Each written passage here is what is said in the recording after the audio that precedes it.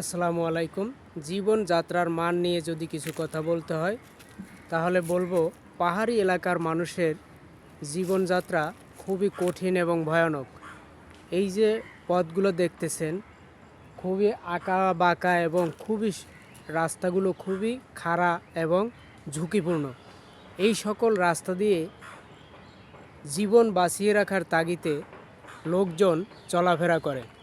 আজকে দেখেন দুর্গম পাহাড়ি এলাকার মানুষের যত দুর্ভোগ আছে তা সব কিছুকেই এরা মেনে নিয়ে জীবনে এগিয়ে চলছে।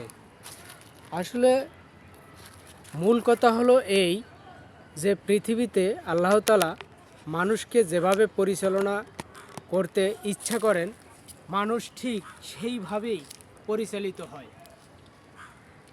আপনি যদি নিজের থেকে চিন্তা করেন যে আজকের এই দিন আপনি অনেক দরিদ্র লোকের চেয়ে কতই না আরামে আছেন।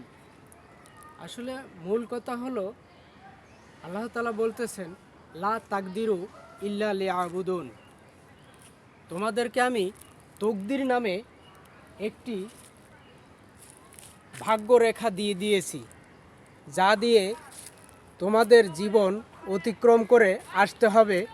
তাই আপনারা তকদিরকে অবশ্যই মেনে নিয়ে চলতে থাকবেন ধীরে ধীরে, ততদিন যতদিন না মালাকুল মউত এসে আমাদের কাছে উপস্থিত হয়। তাই অবশ্যই সবাই এক চিত্তে এক মন নিয়ে আল্লাহ তাআলার ইবাদতে মশগুল হতে হবে। কারণ আল্লাহ তাআলা বলতেছেন এই পৃথিবী হচ্ছে ক্ষণস্থায়ী আর তোমাদের পরকাল হচ্ছে চিরস্থায়ী। তাহলে চিরস্থায়ী জায়গাটা যদি আপনি সর্বোচ্চ সুন্দর করতে চান তাহলে অবশ্যই আপনাকে সর্বোচ্চ আল্লাহ তাআলার ইবাদত করতে হবে এক মনে। যদি আপনার মনের ভিতরে ছল ছাতুরি বা উদ্দেশ্য প্রণীত কোনো চিন্তা চেতনা থাকে তাহলে আপনার ইবাদত কখনোই আল্লাহ তাআলা গ্রহণ করবেন না। আল্লাহ তাআলা বলতেছেন যে আমি পরিষ্কার হৃদয়ের পরিষ্কার ইবাদত নিয়ে থাকি, আমি কখনো মানুষের হক নষ্টকারীর ইবাদত গ্রহণ করি না। তাই আমরা সর্বোচ্চ চেষ্টা করব যেন আমার দ্বারা কোনো মানুষের হক নষ্ট না হয়, না আমার পিতামাতার হক না নষ্ট হয়, যেন আমার ভাই বোনের হক না নষ্ট হয়, যেন আমার বাচ্চাদের হক না যেন নষ্ট হয় আমার দ্বারা আমার প্রতিবেশীর হক। আল্লাহ তাআলা বলতেছেন ওই ব্যক্তি উত্তম যে তিনটি জিনিসের হেফাজত করে।